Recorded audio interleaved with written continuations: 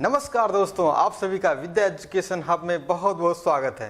तो दोस्तों, कैसे हैं आप? आशा करता हूं कि आप स्वस्थ होंगे, मस्त होंगे और अच्छे से पढ़ रहे होंगे।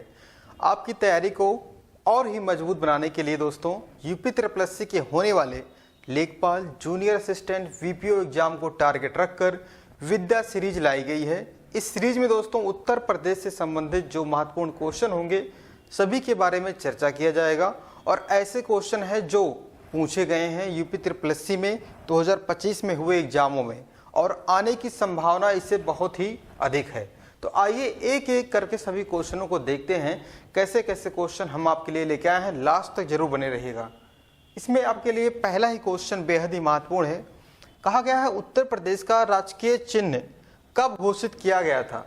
उत्तर प्रदेश का जो राजकीय चिन्ह है इसे कब राजकीय चिन्ह घोषित किया गया? ये सभी लोग जानते हैं अपना उत्तर प्रदेश का राजकीय चिन्ह है और सभी लोग इसी की तैयारी कर रहे होंगे कि हमें ये चिन्ह कब मिले अपनी बाइक पे लगाने के लिए, अपनी फोर व्हीलर पे लगाने के लिए। तो आइए देखते हैं। पहला ऑप्शन है 1921, दूसरा है 1937, तीसरा है 1938। क्या दोस्तों? 1938 में डिसाइड किया गया कि उत्तर प्रदेश का ये राजकीय चिन्ह होगा।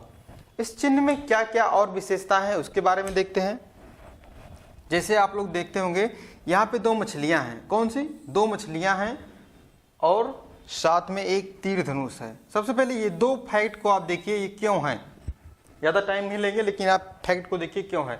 तीर धनुष का मतलब है ये राम राज्य को दर्शाता है और मछली का मतलब है जो मुगल शासक थे उन्होंने अपने उत्तर प्रदेश पे, हमारे उत्तर प्रदेश पे राज्य किया, उसके लिए उनको थोड़ा सा जगह दिया गया है हमारे राज्य के चिन्ह में।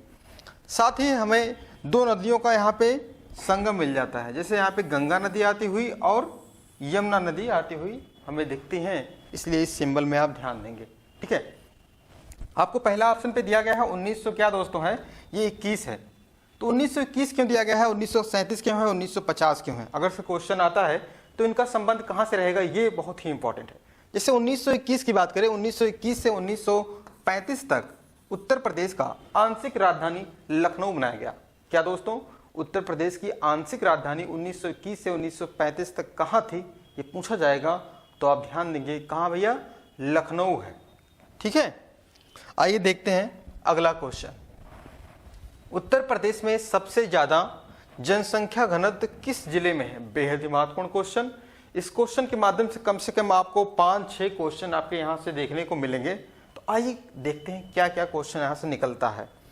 पहला ऑप्शन है ललितपुर, दूसरा है उत्तर प्रदेश, प्रयागराज, तीसरा गाजियाबाद, चौथा वाराणसी। चार ऑप्शन आपको दिख गए होंगे और आंसर भी आपको पता है, गाजियाबाद है। क्या दोस्तों? गाजियाबाद आपका आंसर हो जाएगा। सबसे ज्यादा जनसंख्या घनत्व यहीं पर है। अब बात आती है कि गाजियाबाद आ गया है तो गाजियाबाद से क्या क्या क्वेश्चन आपके एग्जाम में पूछे जा सकते हैं, आइए उसको देखते हैं। सबसे पहले देखिए गाजियाबाद दोस्तों, यहाँ पे एक हवाई अड्डा बहुत ही फेमस है। कौन सा? हिंडन हवाई अड्डा। ध्यान देंगे, पूछा जाता है कि हिंडन हवाई अड्डा कहाँ पे है, तो गाजियाबाद में। अब आता है कि गाजियाबाद को उपनाम किस और नाम से हम गाजियाबाद को जानते हैं? तो दोस्तों यहाँ पे उद्योग नगरी है। क्या भैया? ध्यान देंगे, उद्योग नगरी के नाम से हम गाजियाबाद को जानते हैं। ठीक है, और क्या बात है? अब यहाँ पे देखिए क्या है, भारतीय इलेक्ट्रॉनिक्स लिमिटेड। क्वेश्चन पूछता है कि भारतीय इलेक्ट्रॉनिक्स लिमिटेड उत्तर प्रदेश के किस जिले में है, तो अपना आंसर गाजियाबाद होगा। ठीक है भैया, आगे है टोनिका सिटी कहाँ पे है? देखिए कितना इंपॉर्टेंट क्वेश्चन। टोनिका सिटी कहाँ पे है और हज हाउस कहाँ पे है?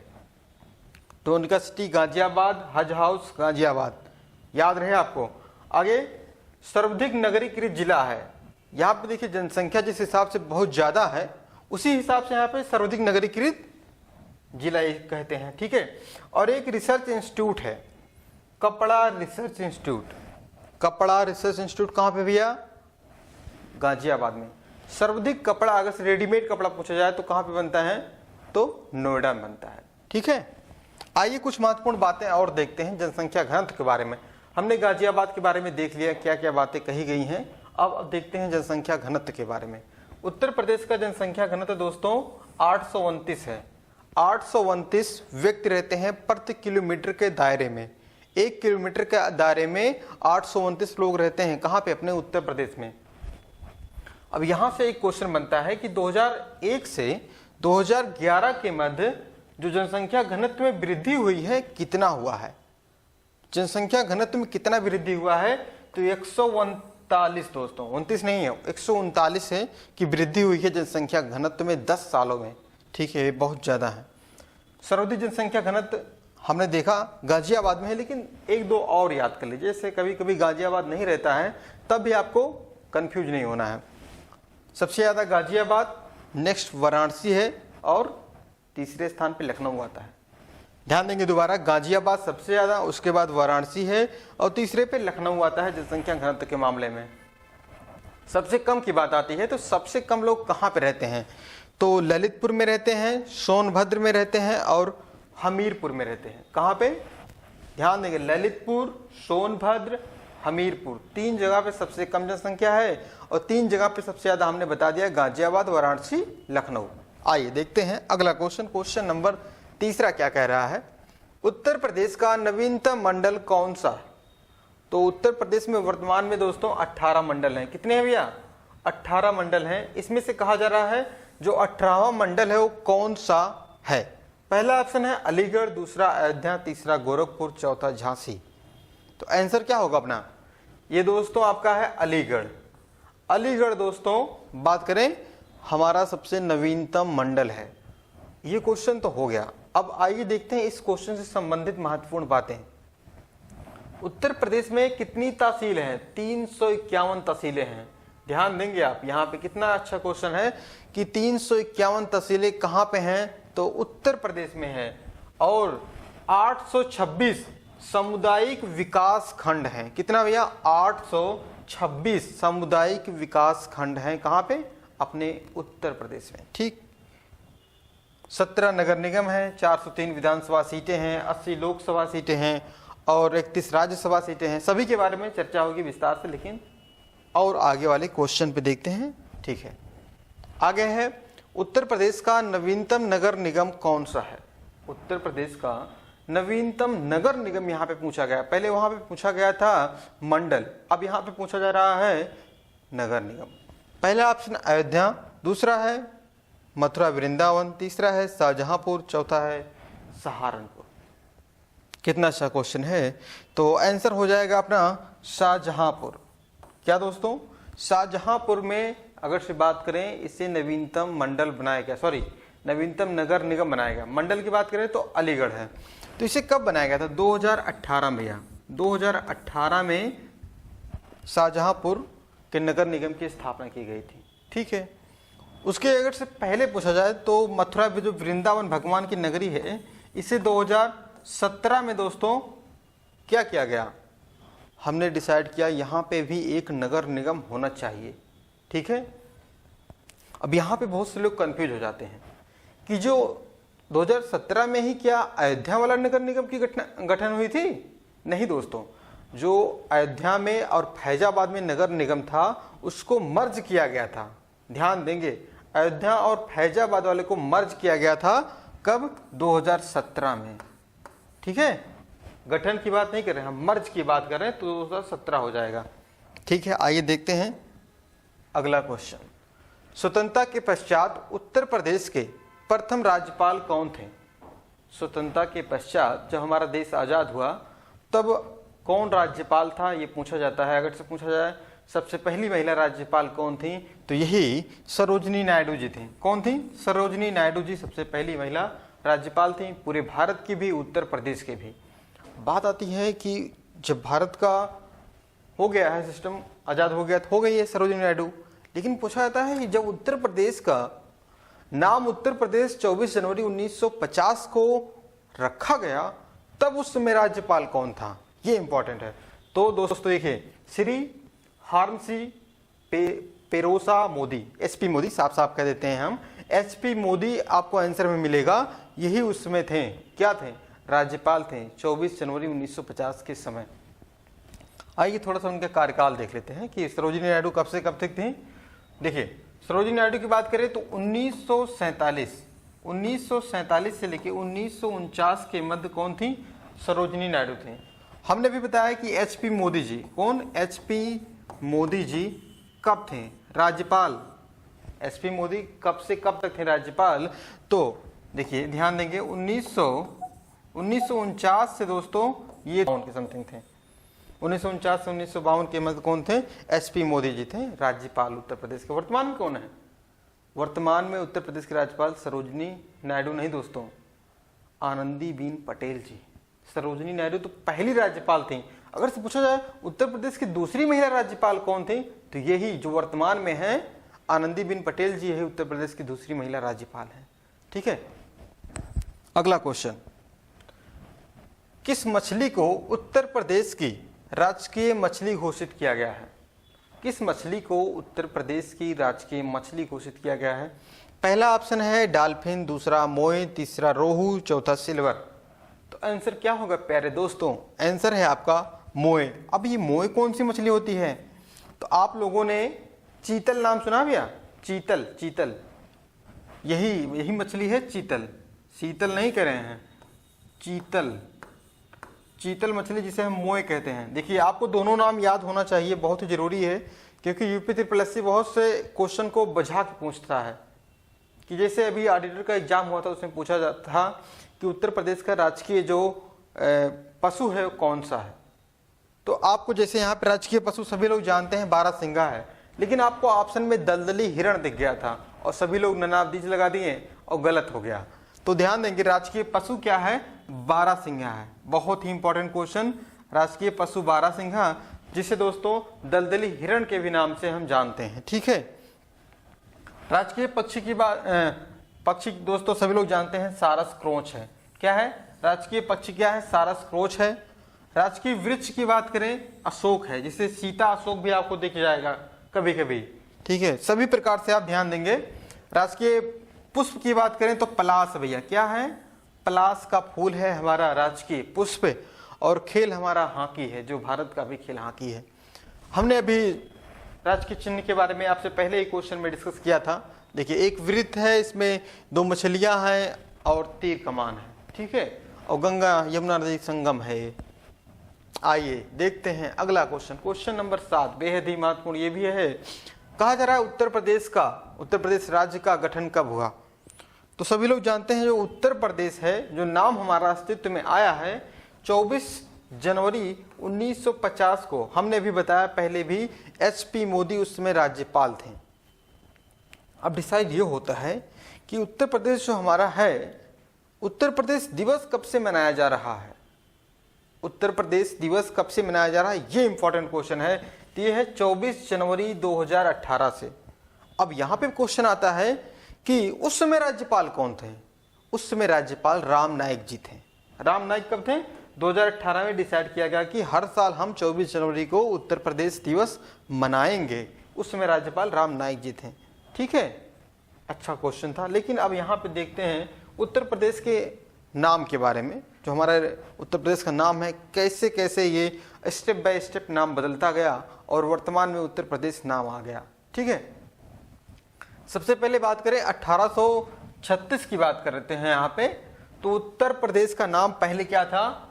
उत्तर पश्चिम प्रांत। क्या भैया? उत्तर पश्चिम प्रांत कब था? 1836 से नाम था उत्तर पश्चिम प्रांत। साथ ही अगर से पूछा जाए उत्तर पश्चिम आगरा और अवध प्रांत कब डिसाइड किया गया?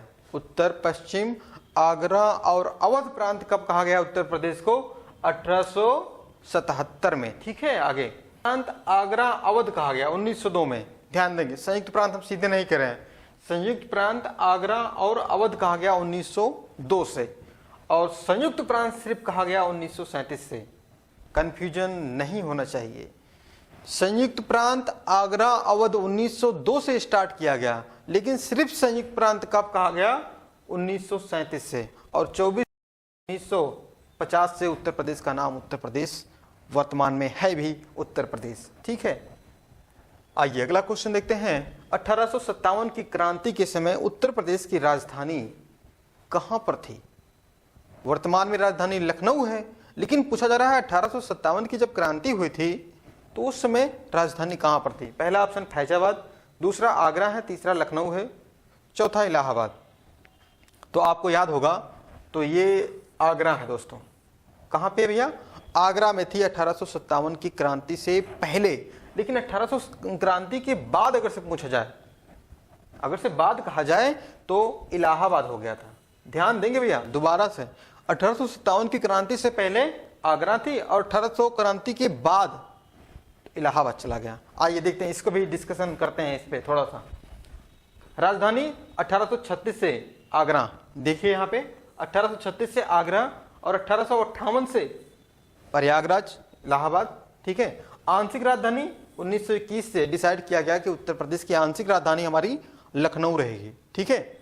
और बाद में पूर्णतया 1935 में डिसाइड कर लिया गया कि भैया अब जो आंशिक है उसे पूर्ण बना दिया जाए। तो आंशिक क्या था, लखनऊ था, उसे हमने पूर्ण राज्य का दर्जा दे दिया, मतलब कहा गया कि सॉरी राज्य करें, पूर्ण राजधानी कौन सी, लखनऊ है, ठीक है, 1935 से। आगे, उत्तर प्रदेश का कौन सा जिला 3 राज्यों के साथ सीमा बनाता है? तो ऐसा कौन सा जिला है उत्तर प्रदेश का जो 3 राज्यों के साथ सीमा बनाता है? इस क्वेश्चन में आपके बहुत से डाउट हम क्लियर कर देंगे, ठीक है। पहला ऑप्शन है ललितपुर, दूसरा सोनभद्र, तीसरा आगरा, चौथा सहारनपुर। आंसर क्या होगा दोस्तों? आंसर है अपना सहारनपुर। सहारनपुर में दोस्तों अगर से बात करें, ये 3 ओर से 3 राज्यों को टच करता है। जैसे कौन कौन से हैं?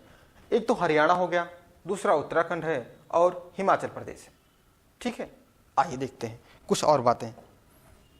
जैसे पूछा जाता है कि सबसे ज्यादा सीमा अगर से पूछा जाए उत्तर प्रदेश किससे लगाता है, तो मध्य प्रदेश के साथ। कितना? 11। उत्तर प्रदेश की 11 जिले हैं जो मध्य प्रदेश के साथ सीमा बनाते हैं भैया। आगे, उत्तर प्रदेश से सबसे कम सीमा कौन लगाता है? हिमाचल प्रदेश सबसे कम सीमा लगाता है, वही सहारनपुर लगाता है अकेले, सिर्फ सहारनपुर, ठीक है। आगे, सबसे पूर्वी जिला बलिया है, सबसे पश्चिमी जिला शामली है और सबसे उत्तरी जिला सहारनपुर, सबसे दक्षिणी जिला सोनभद्र। सभी को भी स्थान पे देखते हैं कौन सा कहाँ पे है। और सबसे बड़ा जिला लखीमपुर और सबसे छोटा जिला दोस्तों कहाँ भैया? हापुड़ है। सबसे बड़ा लखीमपुर, सबसे छोटा हापुड़। आइए देखते हैं, थोड़ा मैप में आपको दिखाते हैं कौन कहाँ पे है। देखिए यहाँ पे दोस्तों आपको दिख रहा होगा बलिया, ठीक है, सबसे पूर्वी जिला है, लगभग सभी लोग जानते भी होंगे सबसे पूर्वी जिला कौन सा है, बलिया है, सिर्फ बिहार के साथ सीमा बनाता है, ठीक है। सबसे पश्चिमी जिला अगर से बात करें शामली है। एक क्वेश्चन आया था 2025 वाले भी एग्जाम हुआ था जल्द ही एक, उसमें कहा गया था जो शामली है सबसे पश्चिमी जिला है वो किस राज्य के साथ सीमा बनाता है? तो ध्यान देंगे हरियाणा को टच करता है शामली, ठीक है। अगर से सबसे उत्तर वाला पूछा जाए तो सहारनपुर है, ये किससे बनता है, किससे सीमा बनाता है? तो सबसे पश्चिम वाला हिमाचल प्रदेश के साथ सीमा टच करता है, ठीक है। अगर से सबसे दक्षिण की बात करें सोनभद्र, सोनभद्र 4 राज्य हैं भैया, ध्यान देंगे, मध्य प्रदेश, छत्तीसगढ़, झारखंड, बिहार। मध्य प्रदेश, छत्तीसगढ़, झारखंड, बिहार, ये चारों हैं किसके साथ? इसके सोनभद्र के साथ हैं, ठीक है। अगर से पूछा जाए कि ललितपुर कितने तरफ से मध्य प्रदेश से ढका हुआ है, तो ललितपुर 3 ओर से मध्य प्रदेश के साथ टच करता है, ठीक है भैया। थोड़ा सा जल्दी हो जाए तो अच्छी बात है, नहीं टाइम बचाने क्या मतलब है बचाने का। आगे है, उत्तर प्रदेश में राज्यसभा की कुल कितनी सीटें हैं? अभी देखिए हमने पहले शुरुआत में ही आपको बताया था दूसरे तीसरे क्वेश्चन पे कि सीटें कौन सी हैं, कितनी हैं। आइए इसके बारे में विस्तार से चर्चा करते हैं। आंसर तो आपका हो जाएगा, राज्यसभा का पूछा है तो राज्यसभा का 31 सीटें हैं। लोकसभा की बात करें तो लोकसभा दोस्तों देखिए यहाँ पे 80 हैं। कितनी सीटें हैं? लोकसभा की 80 सीटें हैं अपने उत्तर प्रदेश में। भारत में भी सबसे ज्यादा अगर से पूछा जाए लोकसभा की सीटें किसके पास हैं, तो उत्तर प्रदेश के पास हैं, ठीक है। राज्यसभा हो गया 31। विधानसभा की बात करें क्या दोस्तों, विधानसभा की सबसे ज्यादा सीटें अगर से पूछा जाए कहां पे हैं, तब भी हमारा आंसर आपका उत्तर प्रदेश हो जाएगा। विधान परिषद की बात करें तो विधान परिषद की बात करें, यहाँ पे परिषद है, ध्यान देंगे आप, सबसे ज्यादा विधान परिषद की सीटें कहां पे हैं? उत्तर प्रदेश में। कितनी सीटें हैं? 100 सीटें हैं। अब क्वेश्चन यहां से आता है, वर्तमान में विधानसभा के अध्यक्ष कौन है? बताइए, ये क्वेश्चन आया था 2025 के एग्जाम में पूछा गया है, उत्तर प्रदेश में जो विधानसभा है किस नंबर की विधानसभा है? तो वर्तमान में 18वीं विधानसभा है और इसके अध्यक्ष सतीश महाना जी हैं। कौन है? ध्यान देंगे, यहां पे लिख दे रहे हैं सतीश महाना,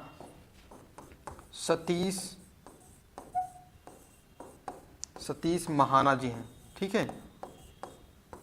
अब पूछा जाता है कि वर्तमान में जो विधान परिषद है उत्तर प्रदेश में उसके अध्यक्ष कौन है? कुंवर मानवेंद्र सिंह। लिखने की जरूरत है? नहीं, कुंवर मानवेंद्र सिंह उत्तर प्रदेश के विधान परिषद के अध्यक्ष हैं, ठीक है भैया। आगे चलते हैं, देखते रहिए अगला क्वेश्चन, ये भी अच्छा क्वेश्चन है, जनसंख्या से संबंधित। कहा जा रहा है उत्तर प्रदेश में पुरुष साक्षरता कितने प्रतिशत है 2011 के अनुसार। उत्तर प्रदेश में पुरुष साक्षरता पूछे, पूरी नहीं, ओवरऑल नहीं, सिर्फ पुरुष की बात कर रहे हैं।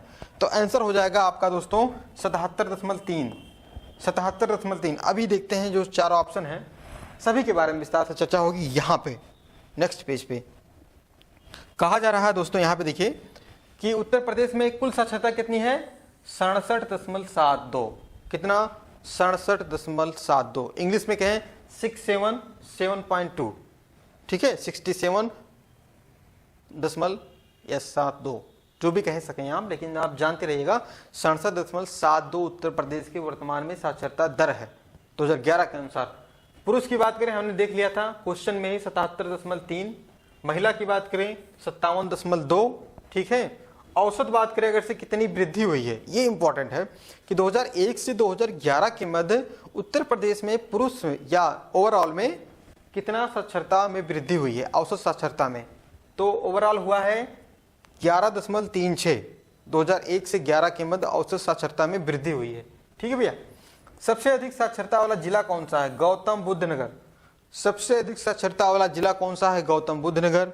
और सबसे कम वाला पूछा जाएगा तो श्रावस्ती। सबसे कम वाला श्रावस्ती, सबसे ज्यादा गौतम बुद्ध। ठीक है आइए अगला क्वेश्चन। अगला क्वेश्चन क्या भैया, हाँ उत्तर प्रदेश की औसत लिंगानुपात, जनसंख्या हो गया, जनसंख्या घनत्व भी हो गया। अब यहाँ पे पूछा जा रहा है उत्तर प्रदेश का औसत लिंगानुपात कितना है। तो आंसर आपका हो जाएगा पहला ही ऑप्शन 912। 912 क्या है दोस्तों औसत लिंगानुपात है। मतलब कि ये क्या है 1000 पुरुषों पे 912 औरतें हैं। ठीक है 1000 पुरुषों पे 912 औरतें हैं। आइए सभी के बारे में चर्चा होगी एक एक करके। जैसे औसत लिंगानुपात हमने बताया कितना भैया 912। अगर से गलती से पूछ लिया कि जब 912 उत्तर प्रदेश का है तो भारत का कितना है तो 943 है। कितना भैया 943 कितना है भारत का लिंगानुपात। ठीक है आगे अब यहाँ पे आता है कि वृद्धि कितनी हुई है 2001 से लेकर 2011 के मध्य कितना वृद्धि हुआ है। तो 14 अंक की वृद्धि हुई है। कितना 14 अंक की वृद्धि हुई है। ठीक है आगे सबसे अधिक लिंगानुपात किस जिले में है, ये इंपॉर्टेंट क्वेश्चन। सबसे अधिक लिंगानुपात भैया अपने जौनपुर में है 1024। ठीक है नेक्स्ट आजमगढ़ 1019, देवरिया 1017। देखिए कितना अच्छा है कि हम लोग यहाँ पे बहुत अच्छा परफॉर्मेंस कर रहे हैं। ठीक है आगे देखें हमारे यहाँ सबसे बेकार प्रतिशत कहाँ पे है। सबसे कम लिंगानुपात की बात करें दोस्तों उत्तर प्रदेश में गौतम बुद्ध नगर, जहाँ पे सबसे ज्यादा साक्षरता थी वहाँ पे सबसे कम दोस्तों क्या है औसत लिंगानुपात है। ठीक है जाने दीजिए कोई बात नहीं। ठीक है आगे बढ़ते हैं। उत्तर प्रदेश की कुल जनसंख्या में अनुसूचित जाति कितनी प्रतिशत है। उत्तर प्रदेश की जनसंख्या में अनुसूचित जाति कितनी परसेंट है, ये इंपॉर्टेंट है क्वेश्चन नंबर 13 भैया। ठीक है तो आंसर आपका हो जाएगा 20.69। 20.69 दोस्तों क्या है उत्तर प्रदेश के अनुसूचित जाति की संख्या है। ठीक है अनुसूचित जनजाति की संख्या अगर पूछी जाएगी तो 0.6%। 0.6%। सबसे ज्यादा अनुसूचित जाति कहाँ पे है तो यहाँ पे बता दें आपको सीतापुर है। कौन सा है सीतापुर में सबसे ज्यादा अनुसूचित जाति हैं। ठीक है अगर से पूछा जाए सबसे ज्यादा अनुसूचित जनजाति कहाँ पे है तो सोनभद्र हो जाएगा। कहाँ भैया सोनभद्र। ध्यान दें कि बहुत इंपॉर्टेंट क्वेश्चन है। ठीक है आइए यहाँ पे देख ही लेते हैं क्या क्या बातें कही गई यहाँ पे। देखिए उत्तर प्रदेश की जनसंख्या में अनुसूचित जाति 20.69%। ठीक है आगे सर्वाधिक जनसंख्या किसकी अनुसूचित जाति की सीतापुर में। सबसे कम पूछा जाए अनुसूचित जाति कहाँ पे है बागपत में। बागपत में सबसे कम, सीतापुर में सबसे ज्यादा अनुसूचित जाति। ठीक है अब देखते हैं यहाँ पे जनजातियों को भी देख लेते हैं। हमने शामिल किया है कितनी है 0.6%। हमने पहले बताया था आपको। ठीक है अब यहाँ पे पूछता है सबसे ज्यादा अनुसूचित जनजाति कहाँ पे है। हमने बताया अभी सोनभद्र में। सबसे कम कहाँ है बागपत में है। बागपत दोनों में ही दोस्तों सबसे कम पे है। जैसे अनुसूचित जाति पूछा जाएगा या जनजाति पूछा जाएगा दोनों में सबसे कम कहाँ पे है तो बागपत में। अनुसूचित जाति दोबारा बता दे रहे हैं सीतापुर में सबसे ज्यादा है। अनुसूचित जनजाति कहाँ पे है सोनभद्र में है। ठीक है और अयोध्या और जालौन जैसे जिलों में कोई जनजाति नहीं पाई जाती है। ठीक है आगे उत्तर प्रदेश के ऐसे मुख्यमंत्री जो भारत के प्रधानमंत्री भी रहे। देखिए कितना अच्छा क्वेश्चन है, ऐसे मुख्यमंत्री जो भारत के प्रधानमंत्री भी रहे हैं। तो ऐसे अब तक दो ही लोग हुए हैं। पहला ऑप्शन है चौधरी चरण सिंह, दूसरा है विश्वनाथ प्रताप सिंह। ये दो लोग ऐसे रहे हैं मुख्यमंत्री जो भारत के प्रधानमंत्री बनने का भी सौभाग्य मिला है इन्हें। ठीक है, हमें लगता है तीसरे जल्द ही अगर से बन जाए तो बहुत अच्छी बात रहेगी। प्रधानमंत्री मोदी जी की जाने के बाद हो जाएगा, टेंशन ना लीजिए आप। आगे, निम्नलिखित में कौन सा विकल्प सिंचाई के संबंध में दोस्तों क्या है, सही है।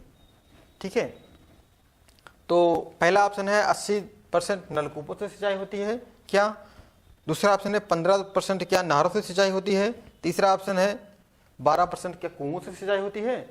ये तीनों ऑप्शन गलत हैं। आपका सही हो जाएगा सबसे बड़ी नहर, यहां पे होना चाहिए था सबसे बड़ी नहर किसकी, उत्तर प्रदेश की, तो शारदा नहर हो जाएगी। ठीक है, चौथा ऑप्शन यहाँ पे है, थोड़ा सा मिस्टेक हो गया। ठीक है, जाने दीजिए, कोई बात नहीं। आंसर आपको आना चाहिए कि सबसे बड़ी नहर कौन सी है, शारदा नहर है उत्तर प्रदेश की। और सबसे ज्यादा विस्तार अगर से पूछा जाए तो रायबरेली जिले में विस्तार करती है, सिंचाई का साधन है। ठीक है, आगे, उत्तर प्रदेश में MV गंगा विलास परियोजना कब स्टार्ट हुई, बताइए। कितना अच्छा क्वेश्चन है, कब स्टार्ट किया गया MV गंगा विलास परियोजना। अब किसके द्वारा किया गया, कहां पे किया गया, ये भी हम देखेंगे। जैसे दोस्तों आपका पहला ऑप्शन है 2017, दूसरा है 2020, तीसरा है 2023, चौथा है 2025। आपको एक क्रूज दिख रहा है, तो इसी क्रूज की बात कही गई है 2013 में। दोस्तों 2013 में प्रधानमंत्री मोदी जी के द्वारा किस डेट को, 13 जनवरी को, ध्यान देंगे आप, 13 जनवरी डेट इंपॉर्टेंट है। 13 जनवरी 2023 को प्रधानमंत्री मोदी जी। चलिए ठीक है, देखते हैं अपना अगला क्वेश्चन। ठीक है, उत्तर प्रदेश का पहला सोलर एक्सप्रेसवे कौन सा बना है। तो उत्तर प्रदेश का पहला सोलर एक्सप्रेसवे की बात करें दोस्तों तो आंसर क्या होगा अपना, ऐसा एक्सप्रेसवे जो चल रहा है और साथ ही हमें ऊर्जा भी दे रहा है, इसलिए हम इसे कहते हैं सोलर एक्सप्रेसवे। पहला ऑप्शन है पूर्वांचल, दूसरा है गंगा एक्सप्रेसवे, तीसरा ऑप्शन है बुंदेलखंड, चौथा है आगरा एक्सप्रेसवे। अब बात आती है तो ये तो हैं, लेकिन इनकी लंबाई क्या है ये भी हम चर्चा करेंगे। सबसे पहले आंसर अपना देखते हैं, ये अपना है बुंदेलखंड वाला। कहाँ भैया, बुंदेलखंड वाला जो एक्सप्रेसवे है ये भारत का भी सबसे पहला सोलर एक्सप्रेसवे है। ठीक है, उत्तर प्रदेश का भी सबसे पहला सोलर एक्सप्रेसवे कौन सा है, बुंदेलखंड। सबसे पहले इसी को हम टारगेट करते हैं कि इस एक्सप्रेसवे की लंबाई कितनी है, किसकी भैया, बुंदेलखंड वाले की। तो बुंदेलखंड वाले की लंबाई है 296 किलोमीटर। ध्यान देंगे, 296 किलोमीटर किसकी है, बुंदेलखंड। 594 Ganga expressway, Ganga expressway 594। पूर्वांचल की बात करें दोस्तों 340.8 किलोमीटर किसकी है, पूर्वांचल एक्सप्रेसवे की। आगरा एक्सप्रेसवे की बात करें तो इसका दोस्तों 302 है, 302 किलोमीटर किसका है, आगरा एक्सप्रेसवे की लंबाई। ठीक है, हो गया। सोलर एक्सप्रेसवे कौन सा है, बुंदेलखंड। बुंदेलखंड एक्सप्रेसवे की लंबाई कितनी है, 296 किलोमीटर। आगरा एक्सप्रेसवे की लंबाई 302 किलोमीटर। गंगा एक्सप्रेसवे की लंबाई 594 किलोमीटर। ठीक है, सही है 594। ठीक है भैया। वो एक्सप्रेसवे कौन सा है, पूर्वांचल वाले का 340.8 किलोमीटर। ये रहे कुछ महत्वपूर्ण फैक्ट जो आपके लिए बहुत ही इंपॉर्टेंट है। उत्तर प्रदेश में ई ऑफिस प्रणाली शुरू करने वाला कौन सा जिला है, ई ऑफिस प्रणाली शुरू करने वाला कौन सा जिला है, तो आंसर आपका हो जाएगा कन्नौज। कन्नौज बहुत अच्छा काम कर रहा है ई ऑफिस प्रणाली के तौर पे। अगर से हम देखें तो अगर से बात करें IT सिटी, AI सिटी दोस्तों अपना लखनऊ हो जाएगा। ठीक है, अगर से पूछा जाए सबसे सौर शहर कौन सा है, सौर शहर, सोलर शहर की बात करें तो अयोध्या है सबसे बड़ी सौर शहर। कहाँ पे लगी है, अयोध्या में लगी है। ठीक भैया, और प्रयागराज को संगम नगरी कहते हैं और वाराणसी को सभी लोग जानते हैं घाटों का शहर के नाम से भी हम जानते हैं वाराणसी को। आगे, प्रदेश के पहले भेड़ बकरी पालन प्रशिक्षण केंद्र का लोकार्पण कहां पे किया गया। ध्यान देंगे, यहां पे कहा गया है भेड़ बकरी दोनों हैं। सबसे पहले आपको बता ही दे रहे हैं, भेड़ बकरी पालन प्रशिक्षण केंद्र का लोकार्पण कहां पे किया गया है। पहला ऑप्शन मथुरा, दूसरा है इटावा, तीसरा है लखनऊ, चौथा है बरेली। आंसर क्या होगा प्यारे दोस्तों, आंसर आपका हो जाएगा इटावा में है।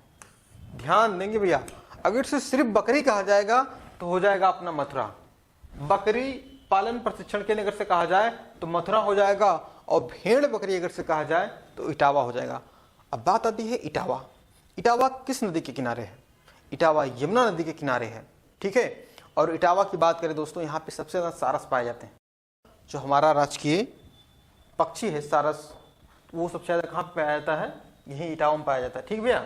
आगे देखते हैं किसके बारे में, थोड़ा सा मथुरा के बारे में देख लेते हैं। यहाँ पे भेड़ बकरी की बात आ गई तो हमने इटावा देख लिया। अगर सिर्फ बकरी की बात करें दोस्तों तो क्या है, यहाँ पे देखिए लिखा गया है बकरी अनुसंधान संस्थान, केंद्रीय बकरी अनुसंधान कहाँ पे है? मथुरा में है। हाथियों का हॉस्पिटल बना है, ये ऐसा करने वाला उत्तर प्रदेश सबसे पहला राज्य है कि जो हाथियों का हॉस्पिटल बनाया है, ठीक है। कहाँ पे? मथुरा में बनाया गया है। और कहा गया है जैन संग्रहालय कहाँ पे है? उत्तर प्रदेश में जैन संग्रहालय मथुरा में है। और साथ ही श्री भगवत गीता अनुसंधान संस्थान कहाँ पे है? ये भी दोस्तों मथुरा में है। मथुरा को कुछ और नामों से हम लोग जानते हैं, जैसे पेड़ा नगरी। अगर से आप मथुरा टहलने जाते हैं तो पेड़ा आप जरूर खाते हैं, तो इसलिए इसे हम क्या कहते हैं? पेड़ा नगरी के नाम से हम जानते हैं। यहाँ पे एक झील है मथुरा में, नोह झील। कौन सा भैया? नोह झील। बहुत बार एग्जाम में पूछा गया है कि नोह झील कहाँ पे है, ठीक है। मानसी गंगा, मानसी गंगा कहाँ पे है? यमुना को जो तट है वहीं आसपास एक कुंड है, मानसी गंगा के नाम से एक कुंड है, ठीक है। तो देखें अगर से हरिदास जयंती कहाँ पे मनाई जाती है? स्वामी हरिदास जयंती अगर से पूछा जाए तो मथुरा वृंदावन में मनाया जाता है। यहाँ पे कंस मेला लगता है और मुड़िया मेला भी लगता है। कंस मेला, मुड़िया मेला कहाँ पे लगता है? लठमार होली भी होती है कहाँ पे? यही मथुरा वृंदावन में, ठीक है। और सबसे इंपॉर्टेंट पूछा जाता है दीनदयाल उपाध्याय पशु चिकित्सा कहाँ पे है? दीनदयाल उपाध्याय पशु चिकित्सा संस्थान कहाँ पे है?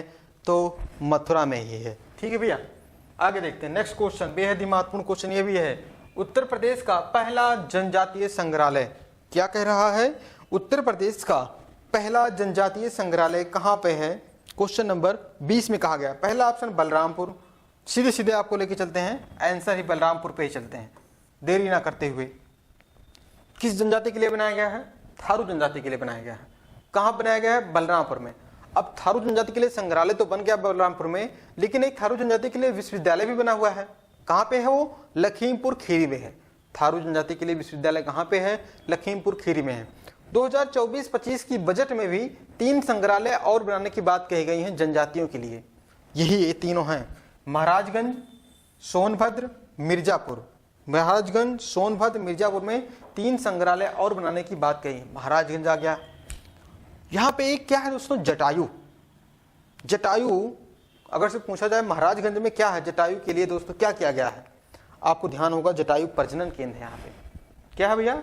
जटायु प्रजनन केंद्र है, ठीक है। आइए देखते हैं अगला क्वेश्चन। विश्व का पहला जल विश्वविद्यालय बुंदेलखंड के किस क्षेत्र में खोला जाएगा? क्या कह रहा है? विश्व का पहला जल विश्वविद्यालय बुंदेलखंड के किस क्षेत्र में खोला जाएगा? पहला ऑप्शन झांसी, दूसरा हमीरपुर, तीसरा ललितपुर। आंसर क्या होगा दोस्तों? आपका आंसर हो जाएगा हमीरपुर में। कहाँ भैया? हमीरपुर में पहला जल विश्वविद्यालय खोला गया। हमीरपुर कहाँ पे है? ये बुंदेलखंड के जो 7 जिले आते हैं उन्हीं का हिस्सा है, ठीक है। बुंदेलखंड अगर से पूछा जाए तो जो मेन है, अगर से पूछा जाए मंडल कौन सा है, तो झांसी मंडल में आते हैं आपके ये 7 जिले। झांसी भी ठीक है इसमें। अब देख लेते हैं, बात करें झांसी तो यहाँ पे एक ओडीओपी योजना जो 2018 से चल रही है उत्तर प्रदेश में, तो पूछा जाता है झांसी में क्या है? Soft toy. क्या भैया? सॉफ्ट टॉय के लिए ओडीओपी दिया गया है झांसी को। अगर से बात करें महोबा, आपको दिख रहा ना, महोबा में एक गौरा पत्थर मिलता है। कौन सा? आपको लिख दे रहे हैं यहाँ पे, गौरा पत्थर। कहाँ पे मिलता है दोस्तों? आपका यहीं पे मिलता है, गौरा पत्थर महोबा में, ठीक है। आगे देखते हैं, ललितपुर की बात की गई है तो ललितपुर दोस्तों आप जानते हैं कहाँ पे है? ये भी दोस्तों थोड़ा सा फेमस है। किसके लिए? आप जानते होंगे ललितपुर को, जरी सिल्क के लिए। क्या भैया? जरी सिल्क ललितपुर में बहुत फेमस है, ठीक है। हमीरपुर जूता के लिए है, बता दे रहे हैं। आगे है, उत्तर प्रदेश के किस जिले में बायोप्लास्टिक पार्क स्थापित करने का निर्णय लिया गया है? उत्तर प्रदेश के किस जिले में बायोप्लास्टिक पार्क स्थापित करने की बात कही गई है? तो आंसर हो जाएगा आपका लखीमपुर खीरी में। कहाँ पे? लखीमपुर खीरी में। क्या बनेगा? Bioplastic park. सबसे बड़ा जिला कौन सा है? लखीमपुर खीरी। आपको याद होगा, मैंने बताया था। और और बातें देखते हैं लखीमपुर खीरी के बारे में थोड़ा सा। यहाँ पे अभी हमने जल्दी बताया था आपको ना, एक विश्वविद्यालय बन रहा है, थारू विश्वविद्यालय लखीमपुर खीरी में ही। ठीक है, आइए कुछ बातें देखते हैं। वन्य जीव विहार को भी देख लेते हैं जो उत्तर प्रदेश में है, यहीं पे थोड़ा सा आपको याद आ जाए एग्जाम में तो बहुत अच्छी बात है। जैसे पूछा जाता है कि उत्तर प्रदेश में चंद्रप्रभा वन्य जीव विहार कहाँ पे है? चंदौली में है। ये तो सबको पता है। ये उत्तर प्रदेश का सबसे पहला वन्य जीव विहार है। ये 1957 में इसे बनाया गया था।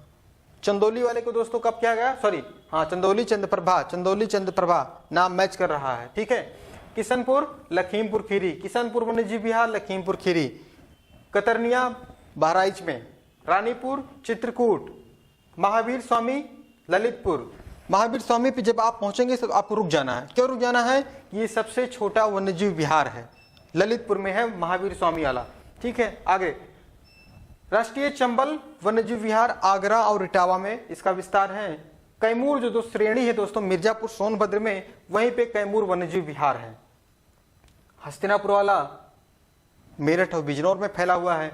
सोहागी वर्मा है जो दोस्तों कहाँ पे है? महाराजगंज में है। ठीक है, और सोहेलवा वन्यजीव विहार कहाँ पे है? बलरामपुर में है।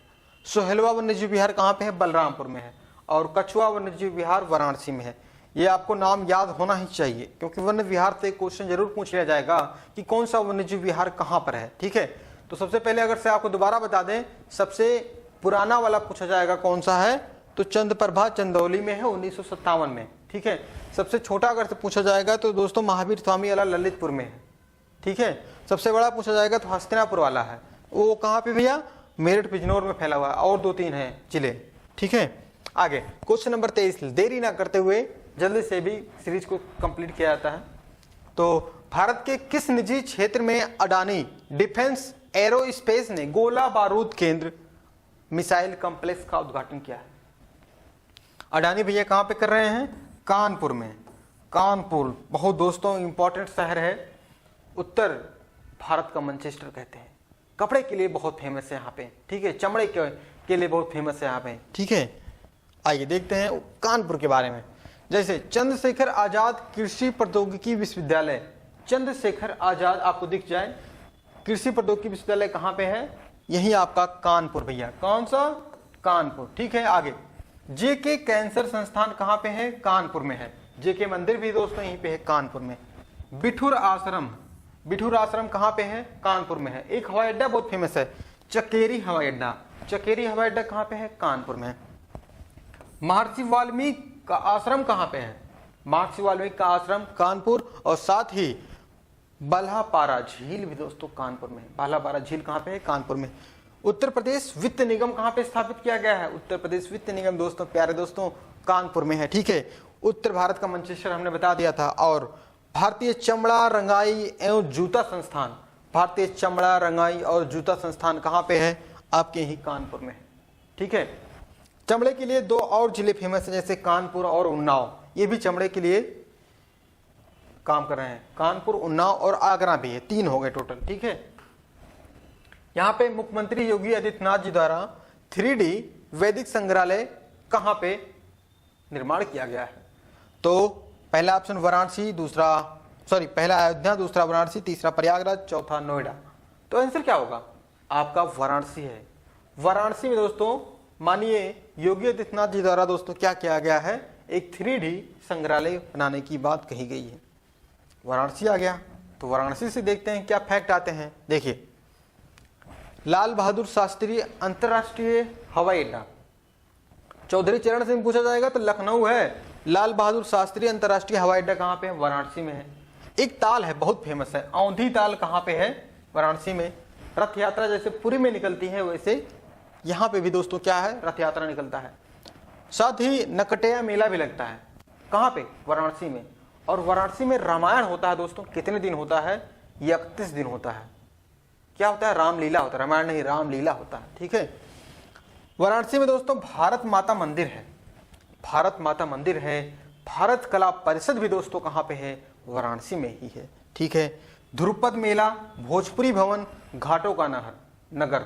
ठीक है, ध्रुपद मेला, भोजपुरी भवन, घाटों का नगर दोस्तों किसे कहते हैं? वाराणसी को कहते हैं।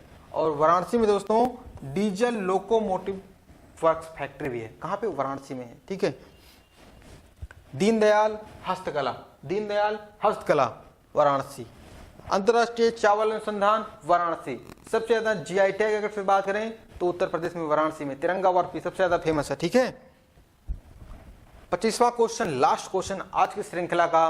देखते हैं कैसे इस क्वेश्चन में आपके लिए 5-6 क्वेश्चन तैयार होते हैं। उत्तर प्रदेश में किस जगह पर 3 एकड़ में रामायण पार्क बनेगा? क्या भैया 3 एकड़ में रामायण पार्क कहां पे बनेगा? पहला ऑप्शन अयोध्या, दूसरा लखनऊ, तीसरा वाराणसी, चौथा प्रयागराज। तो कहां पे? आंसर तो है आपका लखनऊ। क्या लखनऊ में बन रहा है? जी हां, अयोध्या नहीं है, लखनऊ में बन रहा है दोस्तों क्या? रामायण पार्क। अब आइए देखते हैं लखनऊ के बारे में क्या क्या बात हमने आपके लिए तैयार किया है, कैसे कैसे क्वेश्चन लखनऊ से बनेंगे। सबसे पहले लाल बहादुर शास्त्री गन्ना विकास संस्थान, लाल बहादुर शास्त्री गन्ना विकास संस्थान तो कहां पे है? लखनऊ में। राज्य आपदा प्राधिकरण कहां पे है?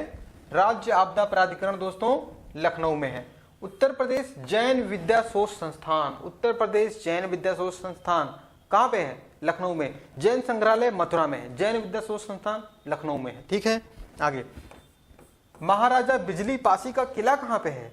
महाराजा बिजली पासी का किला दोस्तों यही अपने लखनऊ में है। ठीक है, अटल बिहारी वाजपेयी चिकित्सा विश्वविद्यालय यहीं पे है और लखनऊ में इकाना स्टेडियम में भी है। ठीक है, इकाना स्टेडियम अटल बिहारी वाजपेयी के नाम पे रखा गया है। ठीक है, भारतीय गन्ना अनुसंधान संस्थान, भारतीय गन्ना अनुसंधान संस्थान लखनऊ में है। भारतीय गन्ना अनुसंधान परिषद आपसे पूछा जाए तो सहारनपुर, ध्यान देंगे परिषद की बात रही सहारनपुर, और वैसे तो संस्थान के लिए लखनऊ।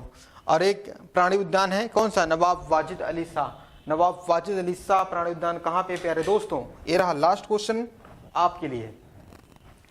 देखिए आज की क्लास में आपको बेहद ही महत्वपूर्ण जानकारियां मिली होंगी। उम्मीद है कि ये जानकारियां आपको बहुत अच्छी लगी होंगी, आपके एग्जाम के लिए बहुत हेल्पफुल होंगी। हम आशा करते हैं कि वीडियो अगर से आपको अच्छा लगा होगा तो चैनल को सब्सक्राइब जरूर करें अगर से आपने अभी तक सब्सक्राइब नहीं किया है। वीडियो को लाइक कर दीजिए, अपने चाहने वालों को शेयर करिए, अपने चाहने वालों को शेयर करिए। वीडियो के बारे में बताइए कि विद्या नाम की एक सीरीज स्टार्ट की गई है और इस सीरीज में आपको बहुत ही महत्वपूर्ण जानकारियां दी जा रही हैं। ठीक है, तो मिलते हैं अगली क्लास में महत्वपूर्ण जानकारियों के साथ अगले दिन। तब तक के लिए नमस्कार, जय हिंद।